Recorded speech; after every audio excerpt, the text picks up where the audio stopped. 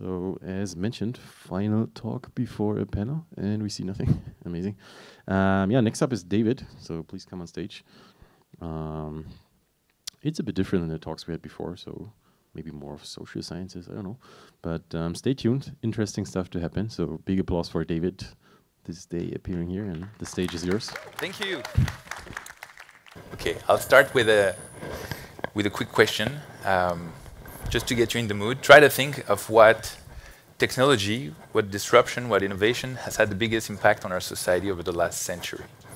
I'll give you a moment to think about it. And I'm pretty sure some of you are thinking computers, internet, maybe cars. But I'd like to argue that it is the fridge. Okay, unexpected, but more than cars, more than the internet, because not long ago, food could only be kept fresh for a day at most. So in a city, each building was a small community, and neighbors would borrow food from each other, would give leftovers to each other, and so everyone knew everyone through small food interactions. And so since you know your neighbor, you support them, you're here to help. And with the fridge now, every apartment is self-concealed and self-reliant. You don't need these food interactions anymore, and so you don't really know your neighbors. And the fridge has significantly reshaped our society. And John Culkin said, we shape our tools, and therefore they shape us. And we create empowering technologies, but we cannot forget that we're influenced, augmented, and somehow modified by them. And so what is true for the fridge is also true for the cars, for internet, but not everyone is a big fan of innovation in the early days. So, not that long ago, a newspaper, 25 years ago, a newspaper read internet, maybe just a passing fad, as millions give up on it. And you could easily replace the word internet with blockchain, and that would apply exactly to the same context today. So I think an interesting question to ask is, how long does it take for an innovation to be widely adopted? On this graph, you can see how long it took to adopt some major innovation in the US over the last century. It took about 50 years for the cars, 30 years for the fridge. Yep, back. Yep. 50 years for the cars, 30 years for the fridge, and 25 years for internet. So it looks like the pace of adoption is accelerating. But AI is not on this graph, but I think we're all familiar with the recent developments of AI. And if we look at when AI started, this group of researchers published what's considered the starting point of the research field of AI as we know it today. And it was back in 1956 at the Dartmouth conference. So it took about 70 years for AI to go from initial research works, to where it is today. And so as a community, and I imagine if you're here today, you are at least interested, if not passionate, by blockchain, we can ask, how long will it take for the blockchain to be adopted, widely adopted? And the better question to ask is, why should the world turn to blockchain? So to answer that question, I'd like to go back to where blockchain comes from, and maybe start with a look at the technical perspective. So all the technical ingredients of blockchain were widely available way before we started to talk about blockchain. Hashing functions started in the 60s, peer-to-peer networks, internet in the 70s, and modern cryptography in the 90s. And then these technologies, they made a social context. The context maybe starts with these guys, the cypherpunks, the movement that started in the 80s on the west coast of the US. Some scholars were doing research about modern cryptography. And they were wearing masks and staying anonymous, not because it was cool, but because at the time, cryptography was considered a weapon. It was forbidden to use it outside of the context of defense. And we owe them the tools like the creation of tools like PGP, OpenSSL, the Tor browser, WikiLeaks, BitTorrent, but also Hashcash or DigiCash. So they were the ancestors of what brought blockchain to the world. And this first works on the technology went further with the publication of their manifesto. In 1993, Eric Hughes wrote, "Privacy is necessary for an open society in the electronic age." And what struck me here is the word open society. So in the 90s, the dream, like the ideal, was an open society. And privacy was necessary for that at the time. And then we entered a phase, I think in the last 20, 30 years, a series of events that's shown a disbelief in political parties, public governance, financial institutions with all the crises we knew, healthcare system, judiciary systems. And that's what I call the global crisis of trust. And so the first works were there, the social context was there, and that's when innovators, visionary innovators, gave birth to blockchain. So Bitcoin first, Litecoin, XRP Ledger, Ethereum, and new generation blockchains. I'm not going to get into the specifics of different blockchains here. I'm really staying at the global level.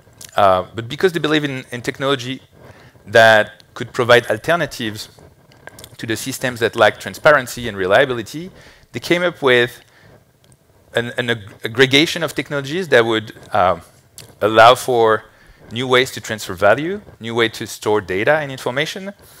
And I think this was the first step from moving from an open society to a decentralized society.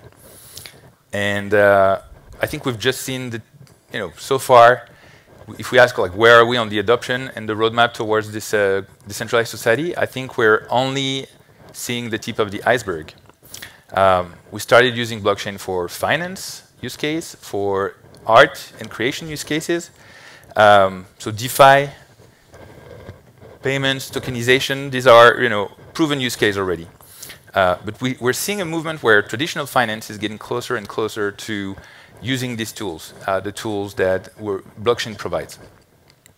And so I think lack of regulations make it painful and hard and long to get the traditional finance to use these tools, but it's pretty clear from everything we read that people in charge of making decisions in large financial institutions are looking very closely at what blockchain can do for them and how can they tap into the potential of blockchain. So this decentralized model is getting closer, and there's sort of a convergence towards the more centralized model. So my opinion, and it's really my opinion, is that banks are not going to be replaced by blockchain applications, but it's probable that banks are going to use blockchain in their technical stack to make their services more transparent, more reliable, and bring more trust to their customers.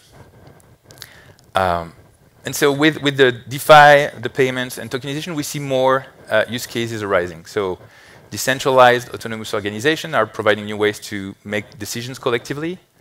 The DeSci movement is using all the building blocks of Web3 to bring together researchers, labs, and provide reliable tools for intellectual property for their breakthrough.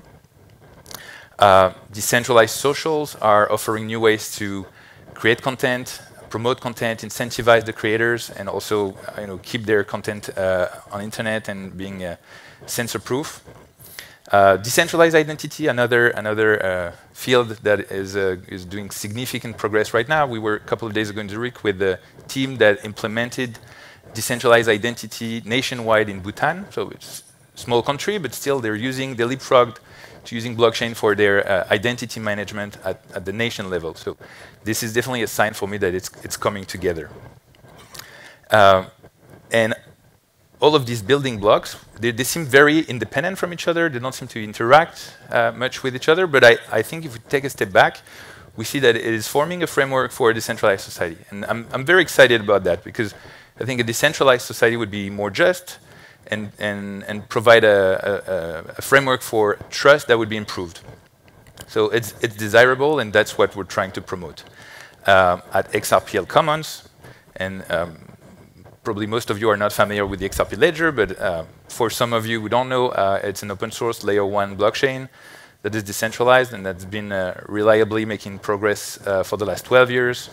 almost without a glitch, and has a very low carbon footprint. And I'm not going to bore you with the technical details, but there's a workshop after my talk in the workshop stage with Vet. Vet is the co-founder of, the technical co-founder of XRP Cafe, a prominent startup in our ecosystem. He's also a validator in our network, and he packs tons of knowledge and experience, so he will go and deep dive into the technical aspect of how you can use payments basically to do everything with XRP Ledger. So ourselves, XRPL Commons, what are we doing to help our community and society get there? That's the question. So my name is David Bchiri, and I'm the president of this organization, XRPL Commons. We're a non-profit that is based in Paris, and our mission is very simple. It's to create the conditions of success for builders, entrepreneurs, developers, researchers, and to thrive in the XRPL ecosystem. What does that mean?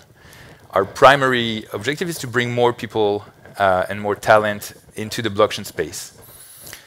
This number is pretty striking to me. There are 28 million developers in the world, all technologies counted for.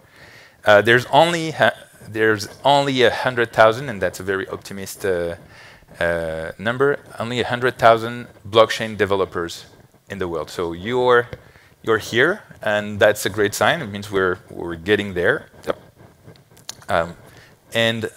Well, first, thank you for being here, but honestly, this room should be packed. People should be standing there. We should have more people coming to these events.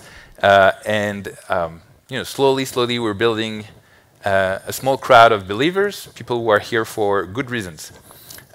So how do we support the community? Yep.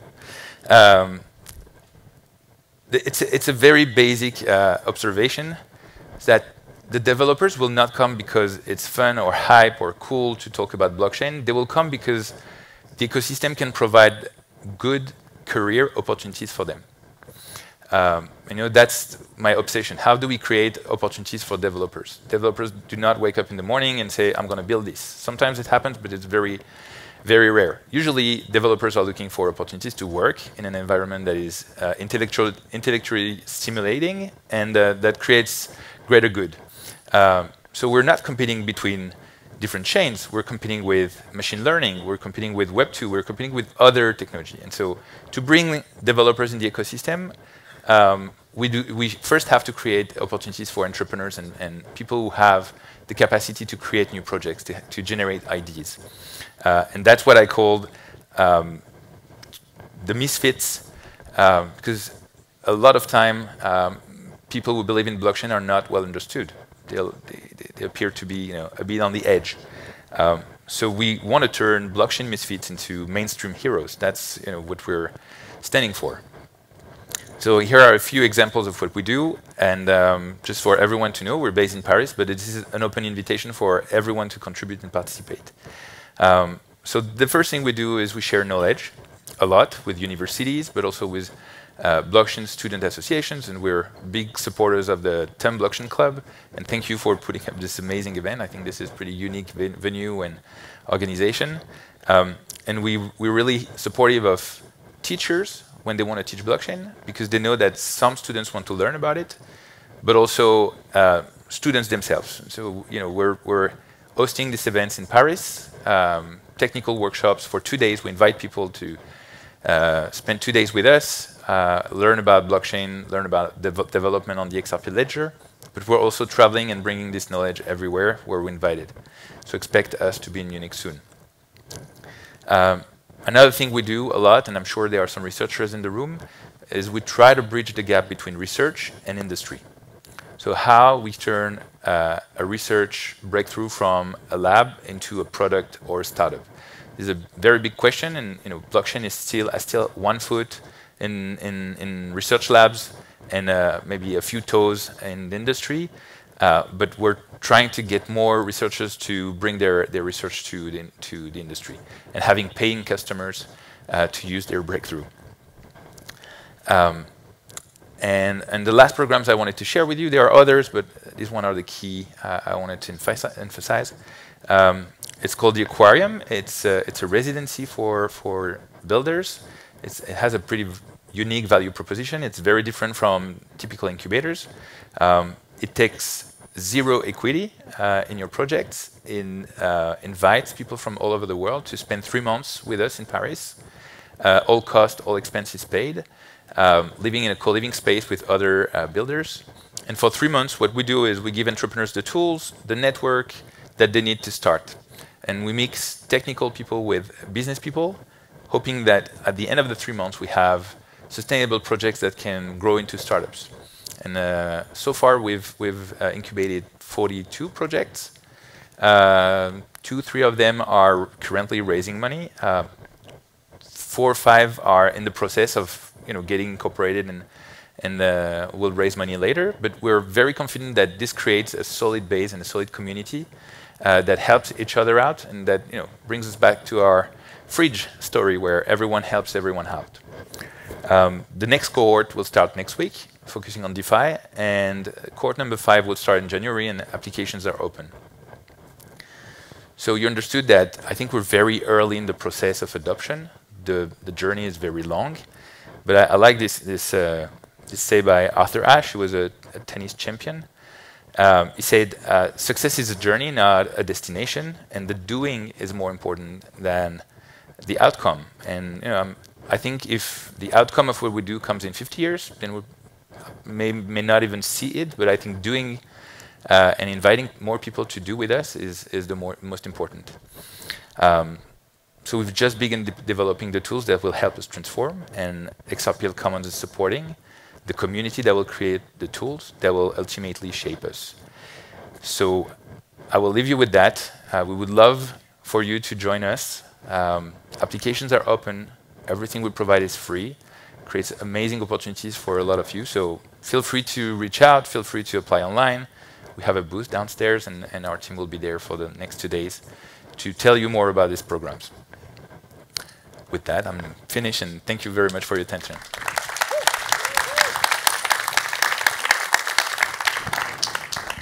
Quick question, or absolutely. Okay. Audience, is there something? How to get to Paris? You again. Sometimes we have to charge for questions. Curious minds, I like that.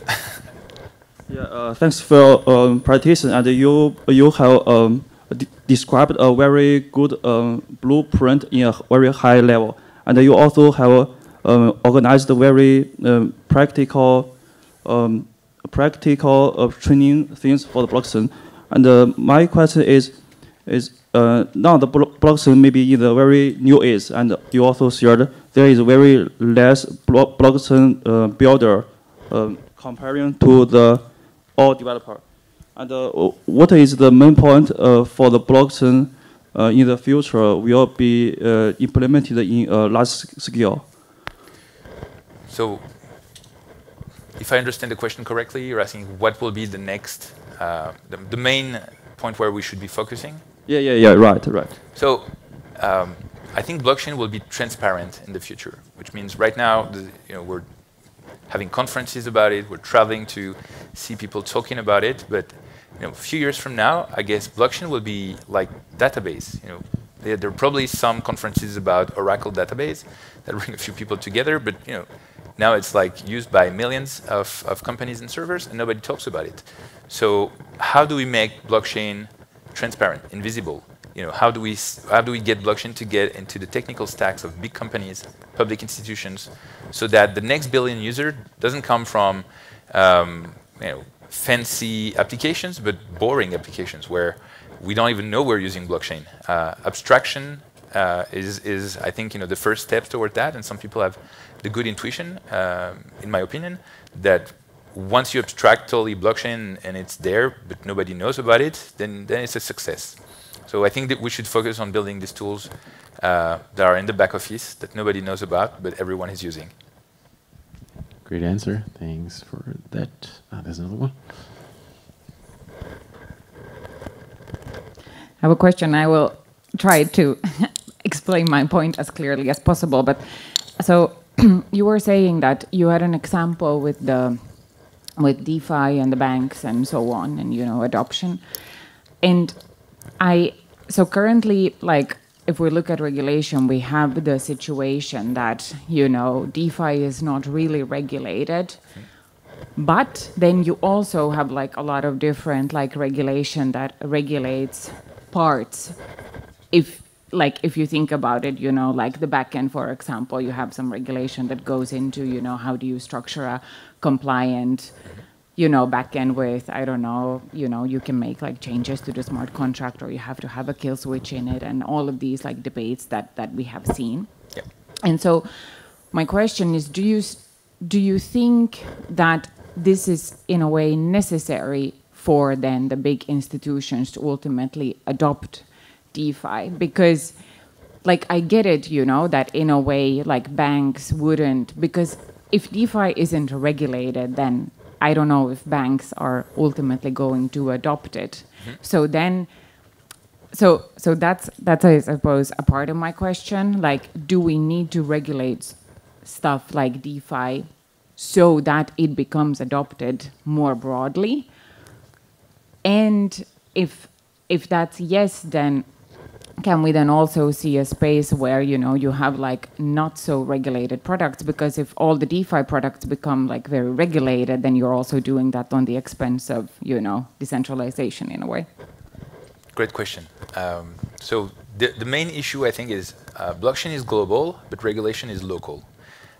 So, you know, some countries are doing really, really good with regulation, and they're attracting a lot of talents, a lot of capital. Take, you know, Singapore, for instance.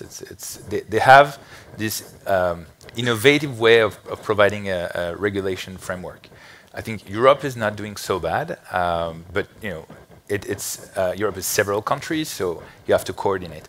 And you know, in other countries, they're not doing so well because they have been more conservative about their regulatory approach. So I think, you know, the issue is how do you coordinate many countries so the regulation can happen and provide a framework, a clear framework. I think clarity is of utmost importance, not only for large institutions, but also for entrepreneurs. If you're an entrepreneur and want to start a company that uses blockchain as your back office, you don't want to go to jail because someone has been using your product in the way that you didn't think about it in the early days. So I think regulation is very important because that gives clarity. Clarity gives confidence, and that's how you mature your ecosystem. You know, as long as it's a gray space, people will try to get into the cracks, and some are doing good with that, but some are now in jail. So I don't think not having clarity is good for anyone. Now, when it comes to big institutions, banks and regulated market, you cannot expect them to adopt a technology that might backlash at them. This is not reasonable to think that anyone in their reasonable state of mind will say like, yeah, let's try that and we'll see how it unfolds. When you're in a position where you make decisions for billion-dollar companies, you want to make sure that whatever the plan is for the next 5 to 10 years will not backlash at your company and yourself. So we need regulation. I think we need more coordination around regulation, and we need more people who know their stuff to talk to the people who are doing regulation. The policymakers, some of them are really knowledgeable about blockchain, about DeFi. Some of them don't know anything and they just act by fear of how it may be used. So you know, when we talk about money laundering, I would say it would be a better idea to use a suitcase full of cash than using a technology that can track every transaction that you put on chain. So blockchain is not the enemy of big companies, but I understand they're scared because of the risk that it brings. So yeah, that's my answer. We need more coordination around regulation. We need regulation. It will happen eventually. And to speed up the process, I think we should get better organized, us, the blockchain community, to provide the right answers to the policymakers. I hope I answered your question. Okay. If it's a fairly quick one, we can do it. If it's too long, then, like your question. Yeah, I'm not quite sure if it's a quick one, but I just want to add, because this is a very interesting topic, and it very much adds to what you said about trust. I think it will be a long way for people to trust software, smart contract technology only. If there's no one behind that is accountable for any mistakes, damage that. So I think regulation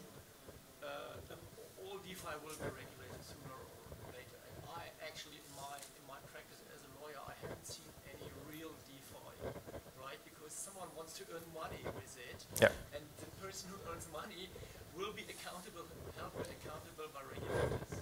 So I think it fits together. It's very good. And as you say, we need regulation, even of the DeFi space, to inspire trust. I don't think there will be, for the foreseeable future, next 50 years, anyone will trust software only. Well, if I may just add to what you said, taking again the example of AI, AI has not been regulated proactively. AI is being regulated right now because it's now widespread and pervasive. Where blockchain is, and DeFi in general, is being regulated preemptively. And we should find the balance, trying to, there are some use cases. I really firmly believe in my slides. Some use cases are proven, some use cases are already widespread, but not to the point where everyone says like, oh, we absolutely need to regulate that. Some people are pushing regulation out of fear of what it becomes, or will it take sovereignty out of the game? If you're a country and suddenly central banks can be in competition with protocols, then you bring a very good question. You need to get everyone at the table, because you're not going to just solve that with regulation. Always a trial and error process. Yes, yes. Well, iterations. We're in the very early days, as I said. If we look at the history of innovation, we're in the first 5 minutes of blockchain right now. Yeah, I think that's a good take to end. So thanks for the questions and the answers. Thanks for your talk. Big round of applause. Your beer mug, of course.